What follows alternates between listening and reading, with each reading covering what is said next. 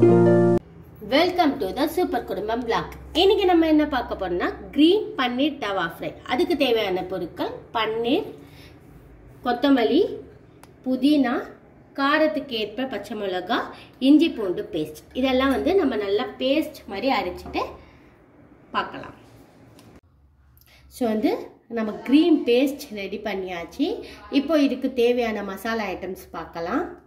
என்னென்னா மிளகாத்தூள், மஞ்சத்தூள், கரம் மசாலா, உப்பு, இது எல்லாத்தையும் போட்டு நம்ம மசாலா ரெடி பண்ணிவிட்டு பன்னீர் போட்டு நல்லா மேக்னேட் பண்ணிடலாம். ஸோ ஃபஸ்ட்டு நம்ம க்ரீன் பேஸ்ட் ரெடி பண்ணோம்ல, அதை போட்டுட்டு ஸோ உங்கள் காரத்துக்கு ஏற்ற மாதிரி மிளகாத்தூள் ஆட் பண்ணிக்கோங்க.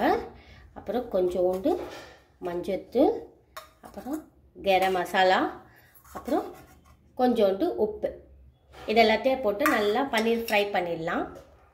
இப்போ பார்த்தீங்களா, அந்த க்ரீன் சில்லி நம்ம போட்ட மசாலா எல்லாத்தையுமே ஒன்றா சேர்ந்து பிசைஞ்சியாச்சு. இப்போ நம்ம கட் பண்ண பன்னீரை போட்டு நல்லா மேக்னேட் பண்ணிடலாம். 1-2மா நீங்கள் மசாலா தடவிக்கோங்க, ரொம்ப அழுத்தி தடவாதீங்க.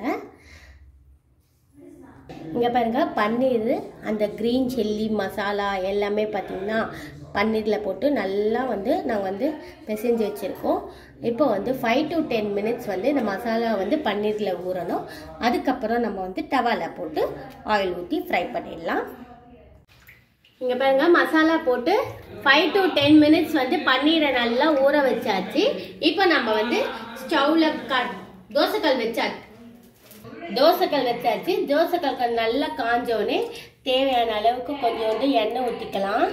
எண்ணெய் ஊற்றிட்டு கொஞ்சமாக நம்ம பன்னீர் போட்டு கோல்டன் ப்ரௌன், இது க்ரீன் கலரில் இருக்கா, அப்போ கொஞ்சம் க்ரீனாக இன்னும் டார்க் க்ரீன் வந்தோடனே நம்ம சர்வ் பண்ணிடலாம்.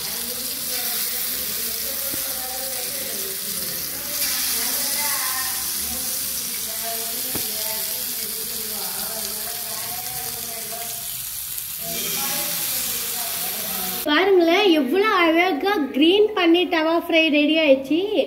இதை அழகாக சர்வ் பண்ணுங்க. லைக் பண்ணுங்க, ஷேர் பண்ணுங்க, கமெண்ட் பண்ணுங்க, மறக்காம சப்ஸ்கிரைப் பண்ணுங்க.